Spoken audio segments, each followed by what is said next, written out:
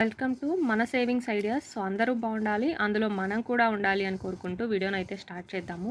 So ఈ video వచ్చేసరికి అసలు సేవింగ్స్ ఎందుకు స్టార్ట్ చేయాలి, సేవింగ్స్ స్టార్ట్ చేయకపోతే ఏమైద్ది, మా హస్బెండ్ తెస్తున్నారు కదా తనే చూసుకుంటారు, ఇలా మైండ్ సెట్ ఉంటుంది కదా, అలా ఉన్న వాళ్ళకి. అండ్ అసలు సేవింగ్స్ ఇంకా స్టార్ట్ చేయకపోతే ఎందుకు స్టార్ట్ చేయాలి అండ్ ఎలా స్టార్ట్ చేయాలి. ప్రజెంట్ అయితే మనకి ఇప్పుడు ఆన్లైన్ పేమెంట్స్ అన్నీ అయిపోయాయి కాబట్టి మనం చెప్తుంటాం కదా, మీరు పెట్టే ఖర్చులోంచి కొంచెం కొంచెం తగ్గించుకోండి, కూరగాయలకో వేటకో మీకు ఇంట్లో వాళ్ళు ఇస్తారు కదా, వాటి నుంచి ఒక రూ10 20 పక్కన పెట్టుకోండి.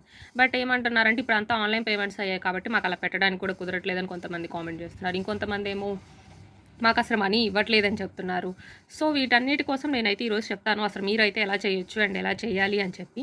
ఇంకా అసలు సేవింగ్స్ విషయానికి వస్తే కనుక ఫస్ట్ మనం సేవింగ్స్ ఎందుకు స్టార్ట్ చేయాలి అంటే ప్రతి ఒక్కరికి ఒక వాల్యూ అన్నది ఉంటుంది. ఇప్పుడు ఇక్కడ నేను మీకు డిఫరెంట్ టైప్స్ ఆఫ్ నోట్స్ చూపిస్తున్నాను. 500, 100, 20, ₹10. సో ఇప్పుడు నేనే మీకు ఈ మనీ చూపించి వీటిలో మీకు ఏది కావాలో తీసుకోండి అంటే అందరూ ఏది చూస్ చేసుకుంటారు చెప్పండి? ఫస్ట్ 500 చూస్ చేసుకుంటారు.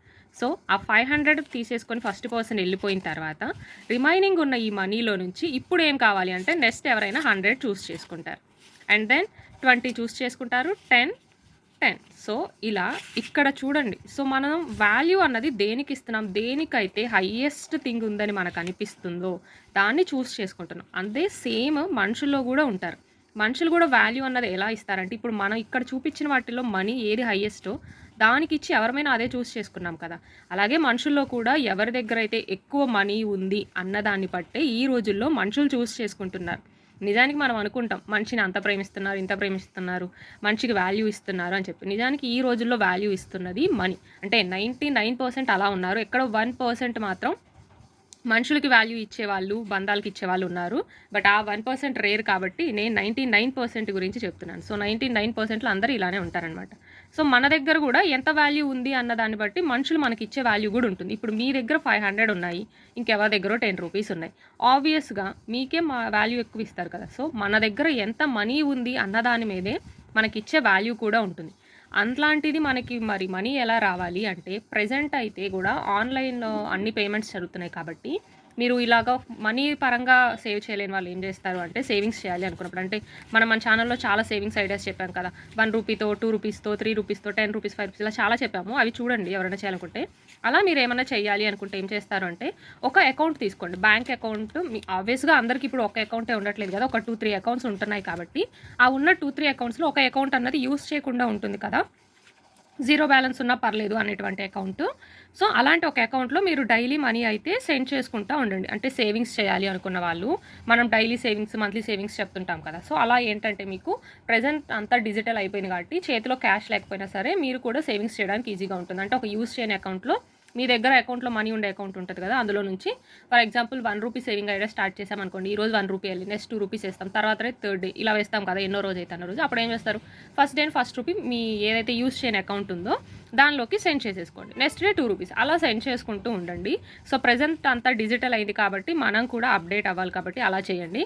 అండ్ క్యాష్ వచ్చేసరికి కూడా అంతే అన్నమాట. ఫర్ ఎగ్జాంపుల్ ఇప్పుడు మీరు ఏదన్నా ఐటమ్ పర్చేస్ చేశారు, దాని మీద డిస్కౌంట్ వస్తుంది. ఇప్పుడు అమెజాన్లో వీటిలో ఎక్కడైనా కొన్నా, మన బయట ఎక్కడైనా చూసినా మీరు ఇంత కొంటే ఇంత అమౌంట్ బ్యాక్ ఇస్తున్నాం అంటారు. సో అలాంటప్పుడు ఏం చేస్తారు, ఇప్పుడు చేతికి క్యాష్ ఇస్తే హుండీలో ఏమని చెప్పాను, అలా కాకుండా వాళ్ళు క్యాష్ బ్యాక్ ఇస్తూ ఉంటారు, ఆఫర్స్ ఇస్తూ ఉంటారు.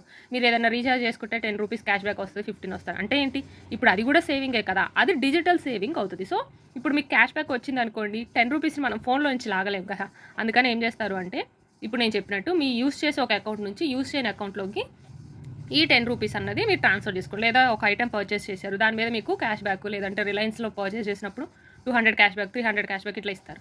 అది మీ సేవింగ్స్ కింద అవ్వాలి. సో డిజిటల్ సేవింగ్ అంటాం అన్నమాట దాన్ని. సో ఆ 200 మీరు మీ అకౌంట్లో సేవింగ్స్ లాగా మార్చుకోండి. సో అలాగా సేవ్ చేయాలి అనుకుంటే మార్గాలు ఉంటాయన్నమాట. సో ఇలా ఆన్లైన్ మీకు క్యాష్ దొరికింది అనుకోండి, క్యాష్ని హుండీలో వేసుకోండి. లేదా డిజిటల్గా క్యాష్ బ్యాక్స్ వస్తున్నాయి అనుకోండి, డిజిటల్గా ఆ క్యాష్ బ్యాక్ అన్నది అకౌంట్లో వేసుకుంటూ ఉండండి. ఇలా చేతికి మనీ వేసుకోలేము, హుండీలు పెట్టలేమన్న వాళ్ళు మీరు యూస్ చేయని ఒక బ్యాంక్ అకౌంట్లో వేసుకోవచ్చు అనమాట. అలా మనం కూడా వీలైనంతగా మనీని సేవ్ చేస్తూ మన వాల్యూని అయితే పెంచుకోవాలి. సో ఇక్కడ ఉన్న అన్ని నోట్లో 500 ఎంత వాల్యూవో మన వాల్యూ కూడా అంత అవ్వాలి. అలానే అందరూ మనీకి వాల్యూ ఇస్తారని కాదు, బట్ మెజారిటీ ఇస్తారు కాబట్టి సేవింగ్స్ చేయాలి. బట్ ఎవరి కోసమో ఎవరో ఇచ్చే వాల్యూ కోసం అని కాదు, కానీ ప్రెజెంట్ ఉన్న సిచ్యువేషన్లో అందరూ వర్క్ చేస్తేనే, లేదంటే ఏదో ఒక విధంగా ఎర్న్ చేస్తేనే ప్రెజెంట్ బతకగలిగే సిచ్యువేషన్ ఉంది కాబట్టి ఏదో ఒక మంచి మార్గంలోనే మనీ ఎర్న్ చేయడానికి చూసుకోవాలన్నమాట. దానివల్ల మనకి కూడా ఒక వాల్యూ ఉంటుంది. అండ్ ఈ పాయింట్ అయితే స్పెషల్లీ లేడీస్‌కి మాత్రమే. ఎవరైతే మీకు ఖర్చులకి ఇవ్వట్లేదు, లేదంటే ఇంట్లో అసలు మేము ఏం చేయాలని ఇవ్వట్లేదు అంటారో, అలాంటి వాళ్ళైతే మీకంటూ ఒక ఐడెంటిటీ క్రియేట్ చేసుకోండి. మన ఛానల్‌లో చెప్పాం ఓన్‌గా చేయగలిగే బిజినెస్ ఐడియాస్ ఇంకేమన్నా చేయగలరా అని చెప్పి. ఒక ప్రశాంతంగా కూర్చొని ఒక 1 డే లేదంటే ఒక 10-15 డేస్ టైం తీసుకోండి. మీరేం చేయగలరు ఓన్‌గా. వితౌట్ ఇన్వెస్ట్‌మెంట్ ఐడియాస్ చెప్పాము. విత్ ఇన్వెస్ట్‌మెంట్ ఐడియాస్ చెప్పాము. మీకేమైనా టాలెంట్ ఉంటే ఏం చేయొచ్చని చెప్పాం. సో, అవన్నీ కొంచెం రిఫర్ చేసి మన ఛానల్ అనే కాదు ఇంకెవరిదన్నా కానీ రిఫర్ చేసి మీ ఐడెంటిటీ ఏంటి అని గుర్తించి మీకు ఓన్‌గా మీరు ఇన్‌కమ్ జనరేట్ చేసుకోవడానికి చూడండి. అంటే ఎవరో ఇవ్వాలి, ఏదో చెయ్యాలి అని అంటాం చూసారా? అలా కాకుండా మనకి మనమే ఒక దారి వెతుక్కోవాలనమాట. ఎప్పుడు ఎవరో ఒకళ్ళు చూపించే దారిలో వెళ్తాను అంటే కుదరదు కదా! సో, మనకి మనమే ఒక దారి చూసుకోవాలి కాబట్టి సో, మీకు మీరు ఏం చేయగలరు అన్నది చూసుకుంటా ఉండండి. దాన్ని బట్టి ఒకటి ప్లాన్ చేసుకొని మనీ ఇవ్వని వాళ్ళైతే మీరే ఒక చిన్నగా ఏదన్నా ఇంట్లో ఉండి చేయగలిగేది స్టార్ట్ చేయండి. దాని ద్వారా ఇన్‌కమ్ అన్నది జనరేట్ అవుతా ఉంటుంది.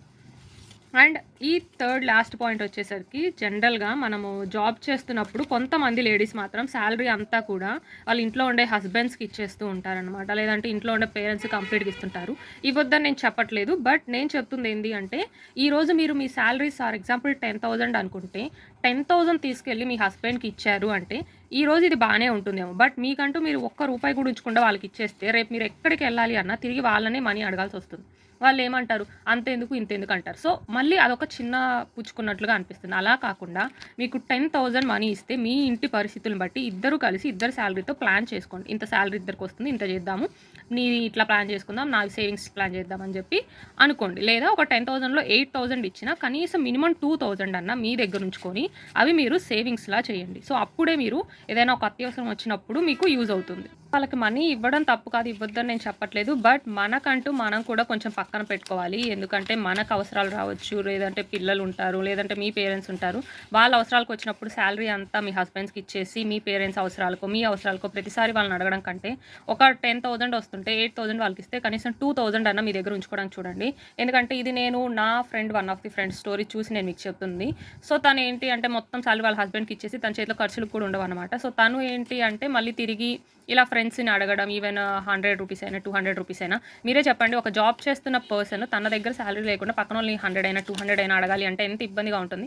అలాంటి ఒక సిట్యుయేషన్ తెచ్చుకోవాల్సిన అవసరం ఉండదు కదా! వాళ్ళు అడుగుతారు హస్బెండ్స్, ఇంట్లో వాళ్ళు అత్తయ్యలు, మామయ్యలు అడుగుతారు. బట్ సర్ది చెప్పుకోండి. లేదంటే ఇంకే విధంగా అన్నా మీరు ప్లాన్ చేసి చెప్పుకోండి. అంతేగాని మొత్తం మాత్రం ఎప్పుడు ఇచ్చేసి ఒక మిస్టేక్ అయితే చేయకండి అని ఇది నా ఒక పర్సనల్ దాంతో చెప్తున్నది. సో, మీకు ఓకే అనిపిస్తే ఫాలో అవ్వండి. లేదంటే లేదు. సో, ఇది వీడియో నచ్చితే కనుక ప్లీజ్ లైక్ చేయండి, సబ్స్క్రైబ్ చేయండి. Thanks for watching.